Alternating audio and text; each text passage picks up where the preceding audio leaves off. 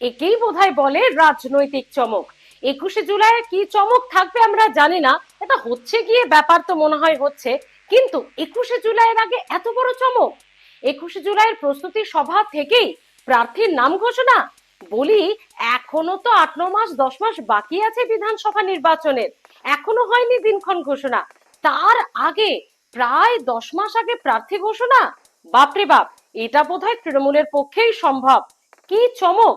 21শে জুলাইয়ের চমকের আগে কোন চমক প্রস্তুতি সভা থেকে রয়েছে?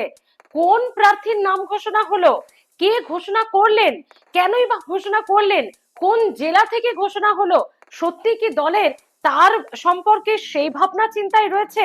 এই পুরো বিষয়টি আপনাদের সামনে পরিষ্কার করব আজকের ভিডিওতে, তাহলে অবশ্যই সঙ্গে থাকুন বন্ধুরা।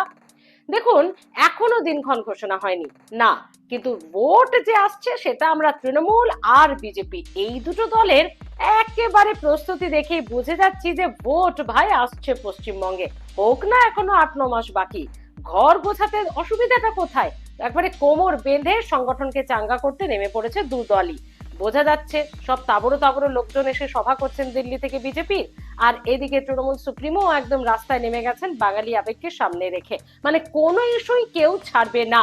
খুব ভালো কথা, এটা তো খুব ভালো বিষয়, কিন্তু 21শে জুলাইয়ের আগে প্রস্তুতি সভা থেকেই এত বড় চমক দেওয়া যায়? যখন বিধানসভা নির্বাচন এখনো প্রায় 8-9 মাস বাকি, তখন প্রার্থী ঘোষণা জেলাতে। কোন জেলায় ঘোষণা? মানে মোটামুটি ঠাড়ে ঠোরে ধারে ভারে বুঝিয়ে দেওয়া হলো একেই বোধহয় দল প্রার্থী করবে। মানে এত ভালো ভালো কাজ করেছে, এত ভালো রেজাল্ট করেছে 2021-এ, সে তাকে প্রার্থী না করে কি পারা যায়? মানে এরকমই একটা বিষয়। আর কে বলছেন? জেলা সভাপতি। যে কোনো জেলার সাংগঠনিক স্তর থেকে জেলা সভাপতির কিন্তু একটা দারুণ গুরুত্ব থাকে দলে, তার সে একটা ইম্পর্টেন্ট সে হয়ে থাকে দলের সুপ্রিমো তথা দলের হাইকমান্ডের কাছে। জেলা সভাপতিদের কাছ থেকেই তো জেলার রাশটা পাওয়া যায়। তো সেই জেলা সভাপতি রবীন্দ্রনাথ চট্টোপাধ্যায় কোন জেলা? বর্ধমান পূর্ব। পূর্ব বর্ধমান জেলা সভাপতি রবীন্দ্রনাথ চট্টোপাধ্যায় বলছেন বর্ধমান দক্ষিণে খোকন দাসকেই বোধহয় প্রার্থী করবে দল। মানে আমার মনে হয় খোকন দাস এত ভালো রেজাল্ট করেছে, এত ভালো কাজ করেছে, যে দল আবারও সেই খোকন দাসকেই বেছে নেবে। ভাবুন, বর্ধমান দক্ষিণ, মানে বর্ধমান দক্ষিণের খোকন দাসই কি তাহলে এবার প্রার্থী হবেন? আরে বোধহয় হবেন, না হলে জেলা সভাপতি এত কনফিডেন্টলি বলবেন কিভাবে? আর তৃণমূল কি এত আগে ভাগে প্রস্তুতি সেরে ফেলেছে? সব জেলার ক্ষেত্রেই কি সেটা হবে? মানে মোটামুটি কি তাহলে প্রার্থী তালিকা পরিষ্কার তৃণমূলের? এক সেকেন্ডও কি তাহলে আর সময় নষ্ট করবে না? নির্বাচন ঘোষণা হবেই কি হবে না তার আগেই বিজেপি কি সেটা পারবে করতে? 294, ভাবুন একবার, বিজেপির কি সেক্ষেত্রে এতগুলো প্রার্থী তারা রেডি করেছে? তারা রেডি করুক না করুক, আমার মনে হয় তলে তলে তৃণমূল কংগ্রেস কিন্তু ঘর গুছিয়ে ফেলেছে। রবীন্দ্রনাথ চট্টোপাধ্যায়ের কথাতে তো সেটাই স্পষ্ট। খোকন দাস এত সামাজিক কাজকর্ম করছেন, এত কিছু করছেন, সে কারণেই বোধহয় হোক না এখনো দিনক্ষণ না ঘোষণা বিধানসভা নির্বাচনের, প্রার্থীর একটা ইঙ্গিত দিতে ক্ষতি কি? সে কারণেই বোধহয় 21শে জুলাইয়ের যে একটা বড় সড়ো কিছু কর্মসূচি, একটা চমক, একটা বড় একটা ঘোষণা, এ সমস্ত কিছু তো রাজ্য রাজনৈতিক মহলে জোর চর্চায় রয়েছে। তার আগে রবীন্দ্রনাথ চ্যাটার্জি একটা দারুণ চমক দিয়ে দিলেন। কি বলছেন তিনি খোকন দাস সম্পর্কে, শুনুন। যে খোকন দাসকে বিনা দ্বিধায় আমরা সমর্থন করি, তার কারণ পার্টির যে প্রোগ্রাম, তাছাড়াও বিভিন্ন স্পোর্টস এবং সাংস্কৃতিক অনুষ্ঠানের যে আয়োজন বর্ধমানের মানুষকে নিয়ে খোকন করে থাকেন, স্বভাবতই দল সবসময় মানুষের কাছে পৌঁছায়। সেই জায়গা থেকে আগামী 2026-এর বিধানসভা নির্বাচন দল আমার মনে হয় খোকন দাসকেই হয়তো আবার প্রার্থী করবে, সমর্থন করে আরো বেশি ভোটে যাতে জিততে পারে সেই চেষ্টা আমাদের করতে হবে। ব্যাখ্যাটা তো আপনারা শুনলেন। শুধুমাত্র জেলা সভাপতি নয়, রবীন্দ্রনাথ চ্যাটার্জি কিন্তু এই বর্ধমান জেলার, মানে বর্ধমান পূর্বের একজন বর্ষিয়ান নেতা, বহুদিনের রাজনীতিবিদ। তার কথা যে এমনি ফেলনা হবে না, সেটার বলার অপেক্ষা রাখে না। আচ্ছা, আপনারা যারা এই বর্ধমান দক্ষিণের বাসিন্দা, আপনারা লিখুন দেখি, যারা যারা দেখছেন বর্ধমান জেলা থেকে খোকন দাস সত্যি কতটা কাজ করেছেন। আপনারা তো ভালো বলতে পারবেন, আমরা তো এখান থেকে বসে বুঝতে পারবো না। সত্যি কি রবীন্দ্রনাথ চ্যাটার্জি ঠিক বলছেন যে মানুষের পাশে, উন্নয়নের স্বার্থে তিনি সবসময় থাকেন?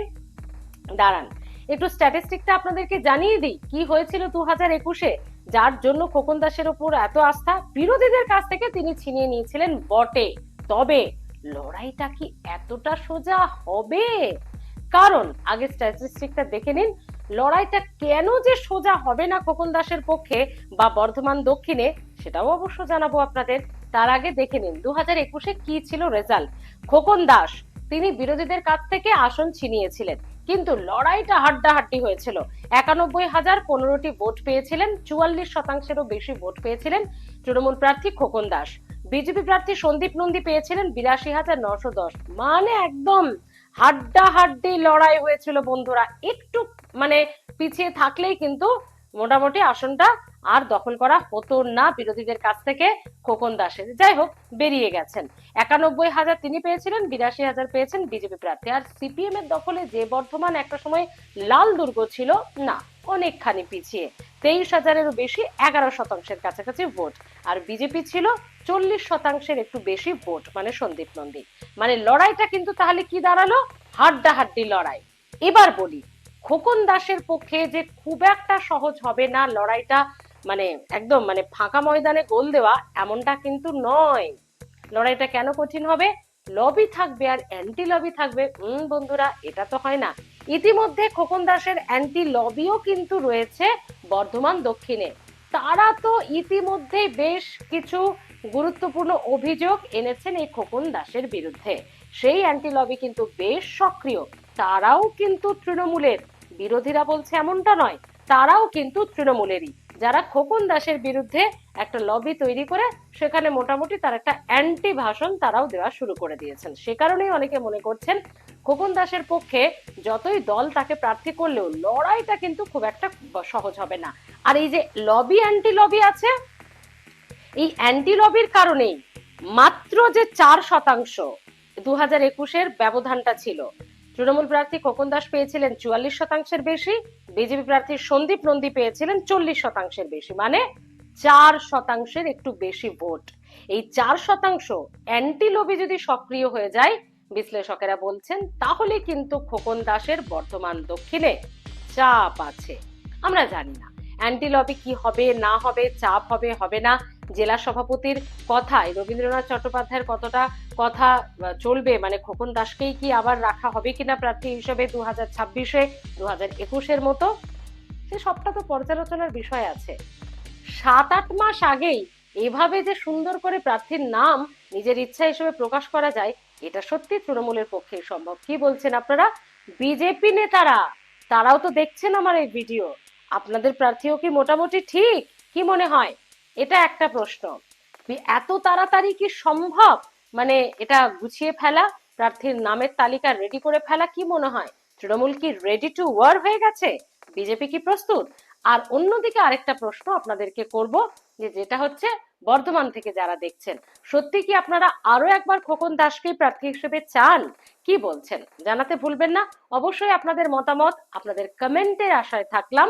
ঠিক ভুল যেটাই হোক না কেন জানাবেন। তবে এটা ঠিক বন্ধুরা, কি বলেন, 2026 এখনো পড়লো না, দিনক্ষণ ঘোষণা হলো না, কিন্তু ভোট যে পশ্চিমবঙ্গে আসছে সেটা মোটামুটি বোঝা যাচ্ছে। কি তাই তো? জানাতে ভুলবেন না।